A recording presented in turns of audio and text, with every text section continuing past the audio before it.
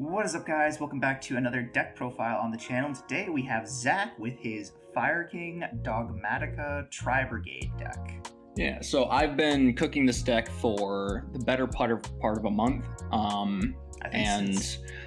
a while. Yeah, since the new year. Or maybe not. I don't know. I think it was a little after Christmas. Yeah, something like that. It's been a bit, and this is definitely not the final build. I've got some more changes I'm going to test out during the next locals. But in the meantime, I want to show you guys what I think is a very competent build of this deck. Yeah, so let's just go ahead and get straight into card by card. Yeah. So for the main deck, we got 2 Runics. Of course, you need this card. If this goes off, you basically win the game. And if it gets banished, that's why you need the second one. Also, there are instances where you have one on field and no way to pop it, so searching the second one's really good. Interesting. And then, of course, triple Kieran. Best card for the deck. It's basically main interruption in the Fire Kings. It's basically just the Unchained Red Dog, right? That's essentially what it is. Absolutely. Yeah. Yes. Crazy card. And then, of course, triple Ponix. Love-hate relationship with this card. Droll's running around, getting hit by Droll after normaling this card feels so bad, but you need it, and the whole deck kind of revolves around it. The recur effect is so strong, and just being able to, search out Sanctuary is solid. Yeah, really strong. And then next up we got Arvada, Monster Negate. Basically, that's what it is. It's a Monster Negate, but its second effect is the real reason why I like this in the deck, because you can recur things from the grave, like Barong. One of my favorite things to do, if I don't need to pop a Kieran from deck on my opponent's turn, I pop Arvada, bring back Barong. Barong pops during the end phase, and then Barong can search for any Fire King card. It doesn't have to be a monster. People forget that, and I think they lose games because of it. Yeah. Next up, we got 2 Islands and triple Sanctuary. I think that you should always be running at least 2 and 2. I prefer 3 in this deck simply because it plays around Droll, and this deck is built to play, be able to play through low impact hand traps by just cramming a bunch of engine, but also having the triple or having 5 ways to get to island increases your chances that under Droll you can still play. Yeah. And then the last Fire King card, we got Burn. I don't think you need to play Rongbali because it doesn't have the same effect as the other one. Arvada doesn't have the same effect as Arvada, so you don't really. It's not quite as useful. It's only useful in the hand and on field. It's not useful in grave, and that's why I prefer Kieran over that. It's just another extra deck or another main deck slot that I basically never use, and I'd rather not have it. Fair enough. Circle also, like, you need a graveyard presence to be able to play Circle, so I don't like it quite as much. And then you got double Tenki. I don't think you need 3, simply because Tenki plays into a lot. Kashtira is starting to make a comeback, and this plays into Birth. Activate Tenki, they Birth, banish all of your Tri-Brigades, you're kind of cooked. That actually happened to me during the case tournament that I played this deck at, and was probably the main reason why I lost that game. Also because my opponent just had the nuts. But I digress. Tenki, of course, super strong, can search out Wrong as well as the Kieran, but it can also search out the Fractal, which is the main reason why it's specifically good in this deck. After that, so just 2 Fractal, 3 Kit. Some people have been telling me play 2, and I think they are absolutely the biggest idiots in the world. You need to play 3. Absolutely. It's a fire. It has an effect when it hits the graveyard, and just because of that, you need to play that, because the main play is Kieran, pop the Kit. Can't do that with any other Tri-Brigade. And just being able to search out a Kit is strong, so that you can normal summon that, and then it's a fire on field you can pop with Kieran. And it's just a solid card overall. You need to play at least, or you need to just flat out play 3. I'm also playing double Nerval. I tested with 1 and I just didn't like it. Didn't have quite as much staying power. If I don't have access to Revolt, and my Nerval is banished, I like having the second one just so that I can search. And then, of course, one Karos. Karos is, in this deck, the worst Tri-Brigade, which feels weird playing Tri-Brigade before this deck and playing it in this deck. Feels weird saying that. And of course, one Revolt. I wish I could play more than this, but I don't know. It's a very good card, but you only have one use of it, and then after that, it's just there. Yeah.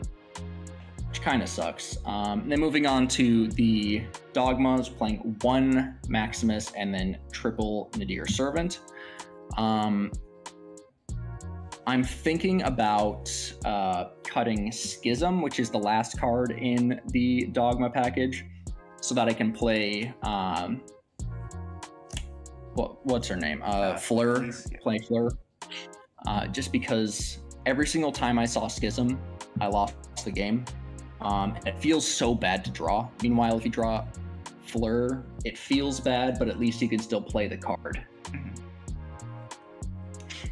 Then moving on to the non-engine, we play triple Ash, triple Droll, one Crow, and triple Imperm. Only one Crow because we can search it via Omen's effect. And this is a 42 card deck. I like that for ratios purposes. It's, I think, a very solid deck. The only problem is it's incredibly hard to know when to use which effects. But anyways, moving on to the extra deck, we have one Garura, and these are our dumps off of the Dogmatica package. One Garura, one Apkalone. Of course, we would cut Apkalone and Winda, but Apkalone has some interesting applications where you can just have a Maximus on field, Apkalone, send Apkalone, adding back Apkalone, and then you always have something to send in the extra deck. But that's only come up like once out of 100 games. And then of course, Entis, you need this card if you're playing anything that sends from extra deck to grave. Yep, also, funnily enough, yeah, it's a super poly target for a Synchro and an Xyz. It might come up. Who knows? Who knows? If Vanadium, who knows? If Vanadium summons Typhon, it might come up. It's true. Speaking of Typhon, playing Typhon. Yep. It's such a good card. Compulse on legs, also Skill Drain on legs. Just so good. Yes, it ends your turn, but it has so much utility, and especially going into a format where there's just so many big monsters. It has so much utility.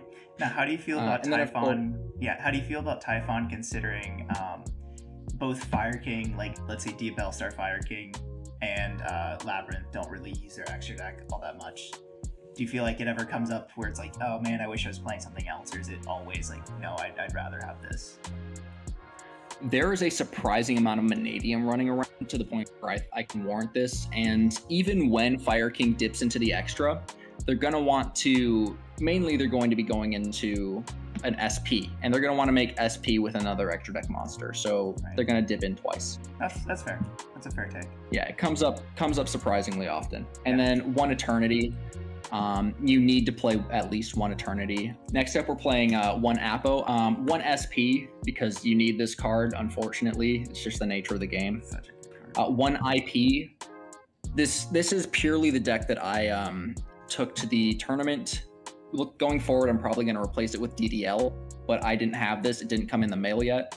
Ah, gotcha. So I played IP over it. So you're still gonna play SP though, even though you're not playing IP, you still play SP. Oh, absolutely, because you can just make SP and then it's good, because there are some lines where you can't make Apo, but you can make SP, and then SP can dodge Nib.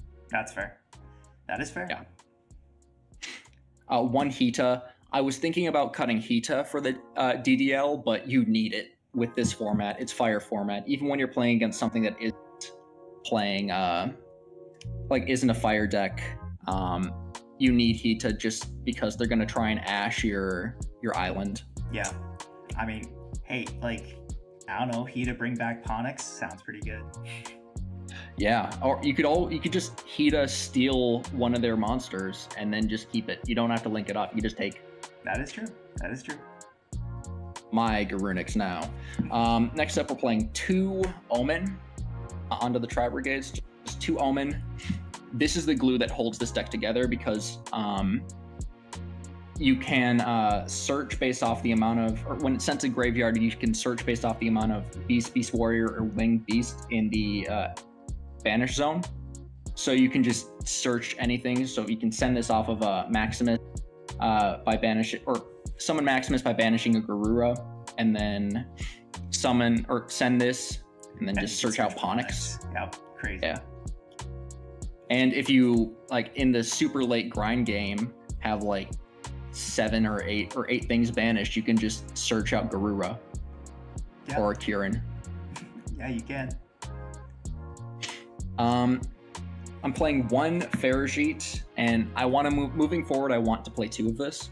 That goes with cutting these 2. I'm probably gonna put in a Titaniclad and then bump up Faragite to 2, and then switch out IP for DDL.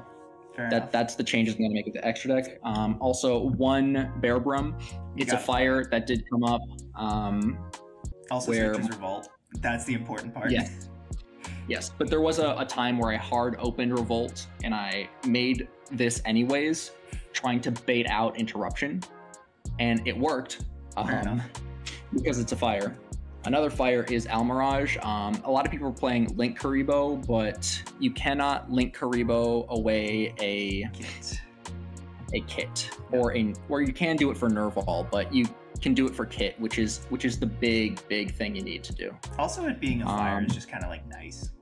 Yes, it comes up surprisingly often. Yeah. So I think we discussed it. Is there any reason you're not playing the Tri-Brigade Link 5, the Blacephalus? Because it's bad. The only thing you do with it is, because you need to have multiple Tri-Brigade spell traps engraved to make it. And so you're just gonna send it, and then its effect is to send another from extra deck. That's kind of useless. So it's just or deck or. So you feel that the double Shurag is just more modal. It has more options. More abilities. Because you can make this with the tries. You can send this. It's just better. That's fair. You don't need the Link 5. I tested with it and it just never used it. That's fair. So I mean, what's the point? Yeah. Moving on to the side, playing triple Nib. I sided into this a surprising amount. I did not think I was going to be playing it moving forward, but I didn't face a single mini, and I still sided in quite often. I think that people forget just how often they summon. Yeah. Because Nib isn't really being played right now. So it's like, oh, I only summon 4 times in my mainline combo. I don't need to play around Nib. And then you hand trap them and they have to summon 7 times, then you Nib them. It's just good. Yeah, that's fair. Triple Bell, because Bell's it's a graveyard format. Bell's kind of crazy, this format. Have you thought about maining Bell is insane. I have thought about maining it, and I'd main it over the Droll. Interesting. Okay. Yeah. And then we got Triple Cosmic. I never saw this card when I did side it in, but a lot of people are thinking of playing Runic. And it's just good. Also against Island, you banish the island. It's just good. Yeah, fair enough. And then I play 1 Duster, 1 Triple Tack, and double Thrust. Thrust is insane. It came up so often. Yeah. I thrusted for Imperm. I thrusted for Schism, or not Schism, because I can't do that. I thrusted for Nadir. I thrusted for Revolt. Like, all 3 of these are incredibly good cards that you can thrust for. And I did it. Every single time I saw thrust, I was able to get out one of these, which was just solid. So incredibly good. I remember this is one of the techs that I was helping you theory for, so I'm glad it mattered. It was good. So it's so incredible in this deck. And then double evenly. Yeah, I would play 3, but thrust is just more evenlies. I mean, it's I honestly, okay. I don't know if I want to stick with evenly, because every single time I saw it, I lost, which was once, but that's just because it was a weird grind game. Yeah. And he top decked Prosby twice. It'd be like that. And it was just Fenrir beats. Yeah. Oh, well, so that is the deck. So you talked about your changes. How do you feel about like any of the new pyro support that's come out recently? Things like Bonfire or the upcoming new Snake Eye cards. I mean, obviously, I think we've talked about this. The reason you're playing the Tri-Brigade build is because it is substantially less expensive. Oh yeah, but even moving forward, if I won the lottery tomorrow and I bought the Snake Eye stuff, I'd still be playing Tri. Mm-hmm. I think that the Tri-Brigades add so much to this deck, so much versatility, so much utility, and so much recursion that the deck very much needs. Because if Garunix gets banished, if Garunix gets banished in during the course of the game, you can just summon it back with Revolt. Yeah. And also the novel interaction of Omen, just non-targeting banish any card on the field, is so solid. Yeah. Yeah, no, the Tri-Brigade definitely adds a different level of interaction that I think people maybe won't be prepared for, which gives this build an edge over the Snake Eyes build. The difference is the Snake Eyes build is just so much more consistent. It's you're trading consistency, and it has so much power. More recursion. Yeah, that's all it is. That's always how it is. This deck is still incredibly consistent. Mm-hmm. I bricked once out of 7 rounds. Yeah. 1 game out of 7 rounds. Yeah. Speaking of which, I think you've mentioned it several times, but you took this to a case tournament. Do you want to tell us your tournament record? How you did? Yeah. So I went 4-3. 2 of the losses, or 1 of the losses, I just couldn't do anything about it. The guy was playing Centurion, and in game 3 opened anti-spell, bell, ash, plus full combo. Yeah, it'd be like that sometimes. And then the other 2 losses, I lost to Kashtira. That was a misplay on my end where I activated Tenki when I should have just because I had Fractal in hand and I Tenki'd for Barong because I had Kieran, thinking that if he doesn't go for I should have just gone Fractal first and then done Tri-Brigade stuff and then Tenki'd afterwards. But I was trying to bait out stuff like Droll. I was trying to do cute plays with Kieran, pop Barong, but I could have done that after I had dealt with his board with the tries. Yeah, you just next leveled 100% yourself. My misplay. Yeah, you just next leveled yourself. That's all it is. So. Yeah, and then I also played against Snake Eye Rescue Ace, and game 1 I made 2 big misplays. First one is I normal summoned Kit, linked it off into Almirage, Kit send Nerval add a Kit, because I was like, oh, I'm not going to be normal summoning this turn. And then I was like, oh, I already normal summoned this turn. And I also had an imperm and forgot to set it. So was that like 7 rounds is a long time to play Yu-Gi-Oh. Everybody makes mistakes. So I mean, I think you did really well, especially considering comparing. I don't know, comparing price tags doesn't necessarily compare power levels, but for a substantially budget alternative to Fire King Diabellstar, you did very well.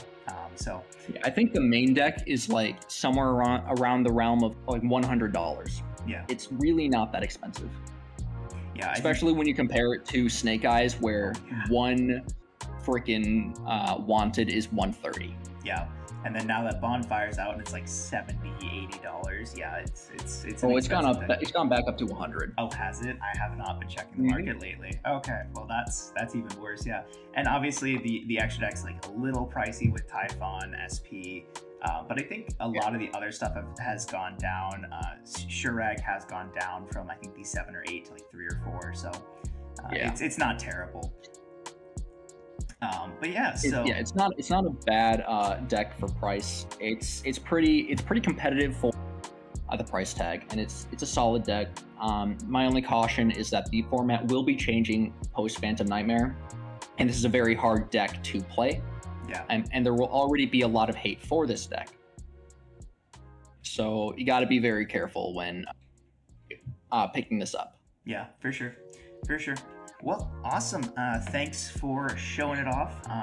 We'll go ahead and sign off here. If you guys enjoyed, be sure to leave a comment down below, leave a like, all that stuff. If you really enjoyed, make sure to subscribe. Let us know if you want to see combos. We're probably going to do some combo videos anyway, but if you want to see combos, make sure to leave a comment. And that is all from us. We'll catch y'all in the next one. Peace.